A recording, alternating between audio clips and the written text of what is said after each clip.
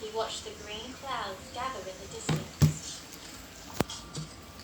The next morning, the fairies in Pixie Hollow awoke to a worrying sight. Thick, churning green clouds filled the sky. The scout fairies flew off towards the forest carrying a huge net. Tinkerbell gasped. She knew they were going after Gruff. Fawn had woken that morning to find that Gruff had gone. She asked Tinks to help find him before the scouts did. They split up and Fawn saw that he had already built a tower in autumn, so she flew into winter. She saw the fourth and final tower.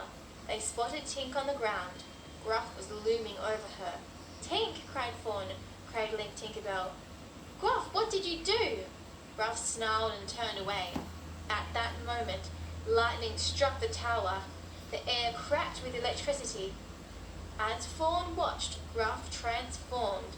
Horns grew out of his head and a hump formed on his back, just like the monster in the drawings. Tink's friends took her to the healing fairy and huddled around her bed, but Fawn sat by herself. Again she listened with her heart, not her head. Now her best friend was hurt. "Is she going to be okay?" Iridessa asked the healing fairy. The fairy nodded. Everyone breathed a sigh of relief. "See, Fawn," Rosetta said, turning to face her. "She's going to be—" But Fawn had already left. Fawn found Gruff sitting high on a ledge. "Come here," she called. "I need to see you." As soon as Gruff came out into the open, the scout fairies threw a net over him. The beast struggled and groaned as the net was pulled tighter. Fawn just watched, feeling guilty. "Nightshade powder," called Nynx. 5 pouches exploded over Gruff, coating him. He fought to get free, then collapsed as the sleeping powder took effect. "Mission accomplished," shouted Nynx. "We captured the Never Beast." Nynx turned to Fawn. "You did the right thing."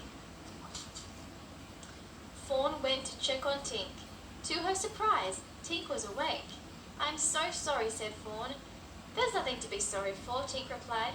"Gruff is exactly who you said he was." Tink explained that lightning had split a tree right next to her. Gruff had pushed her out of the way just in time. He'd saved her life. "And I betrayed him," cried Fawn. Then she ran for the door. "Where are you going?" asked Tink. "To do the right thing," Fawn explained.